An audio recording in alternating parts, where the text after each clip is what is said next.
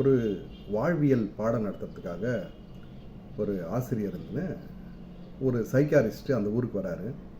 அந்த ஊருக்கு வந்த உடனே எல்லாரையும் அந்த ஊரில் இருக்கிற ஆண்கள்லாம் சமமாக உட்கார வைக்கிறாரு.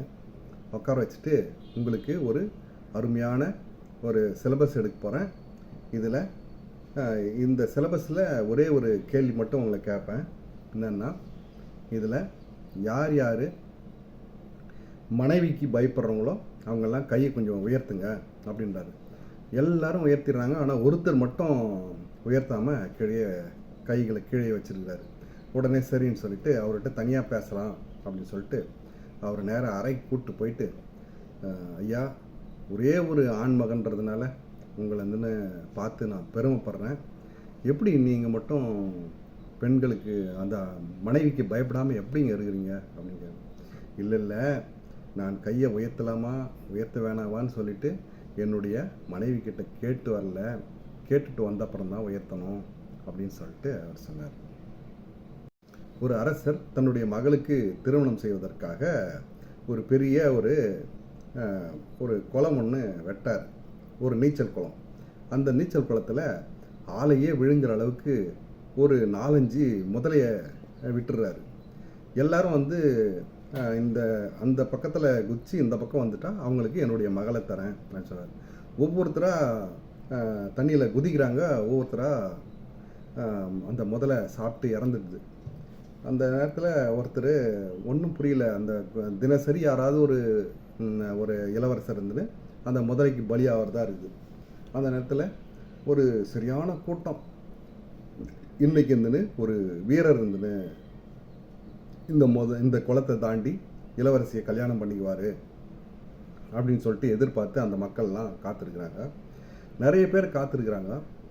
அதில் ஒருத்தர் தொபீர்னு குச்சிட்டு வேகமாக அந்த கரைக்கு வந்துடுறாரு. அந்த கரைக்கு வந்த உடனே அப்படியே பல மூட்டைகளில் தங்கக்காசு, பொற்காசு, வைரங்கள் இளவரசியை அலங்காரம் பண்ணி கூப்பிட்டு வந்து பக்கத்தில் அந்த சபையில் உட்கார வச்சிருக்கிறாங்க. அவர் குளத்தை சுற்றி பார்க்குறாரு. அந்த தண்ணியை நீந்தி வந்தவர் சுற்றி தேடி அப்படியே பரபரப்பாக பார்க்குறாரு. ஏங்க, உங்கள் திருமணத்துக்கு வேறு யாரையாவது எதிர்பார்த்துக்கிறீங்களா?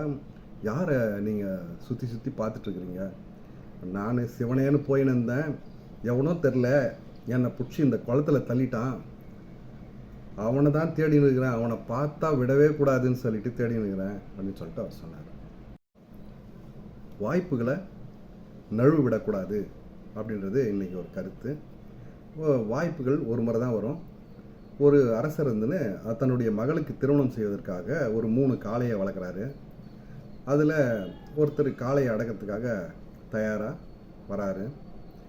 முதல் காளை இருந்துன்னு நல்ல கொழுன்னு சரியான திடகாத்திரமாக ஒரு காளை வருது. அதை அடக்கிறதுக்கு போய் பார்த்தா பயமாக இருக்குது, யானை மாதிரி இருக்குது இந்த காளை. சரி விடுங்க, அடுத்த காளையில் பார்த்துக்கலாம் அப்படின்னு சொல்லிட்டு அழுகுறாரு. அடுத்த காளை வருது, கொஞ்சம் வீக்னஸாக இருக்குது, அந்த கொம்புகள்லாம் கொஞ்சம் மழுங்கி சுமாராக இருக்குது. அதை பார்க்கலான்னு பார்த்தாக்கா அதையும் பார்த்தா கொஞ்சம் இவருக்கு அச்சமாக இருக்குது, அதுவும் தள்ளி போயிடுது. 3வது காளை கண்டிப்பாக அடக்கிடலாம், கண்டிப்பாக இதை அடக்கி அந்த பெண்ணை, அந்த இளவரசியை நாம் தான் கல்யாணம் பண்ணிக்கணும் அப்படின்னு தயார் நிலைக்கு வராரு. அந்த காளை வெளியே வருது. ஆனால் அந்த காளைக்கு கொம்பே இல்லை, ரொம்ப நோஞ்சானா இருக்குது. அந்த காளை நழுவிடுது.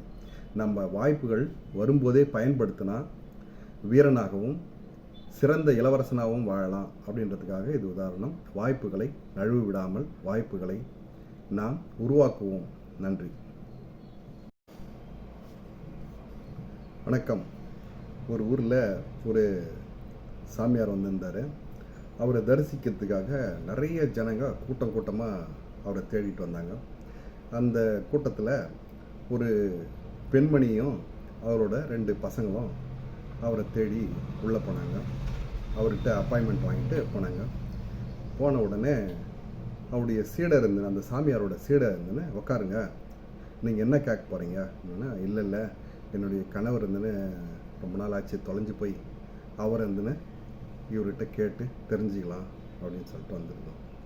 சரின்னு சொல்லிட்டு நேராக உள்ளே போகிறாங்க. சாமியார்கிட்ட அப்பாயின்மெண்ட் வாங்கிட்டாங்க. சாமியார் இருந்துன்னு அவரை உட்கார வச்சு கண்ணை மூடிட்டு கண்ணை திறந்து சொல்கிறாரு, உங்கள் கணவர் இருந்துன்னு தொலைஞ்சி எவ்வளோ நாள் ஆச்சு தெரியுமா? நீங்கள் சொல்லுங்கள் சாமி. ஒரு 4 வருஷம் 40 நாள் 4 மணி நேரம் ஆயிருக்குது அப்படின்னு சொல்கிறாரு. உடனே எல்லாரும் காலில் விழுந்து, ஆமாம் சாமி கரெக்டாக சொல்கிறீங்க, அவர் எப்போ வருவார், அவர் வர்றது கொஞ்சம் சந்தேகம், நீங்கள் வந்துன்னு உங்கள் குடும்பத்தை நடத்துங்கன்னு சொல்லிட்டு அனுப்பிச்சிடுறாரு.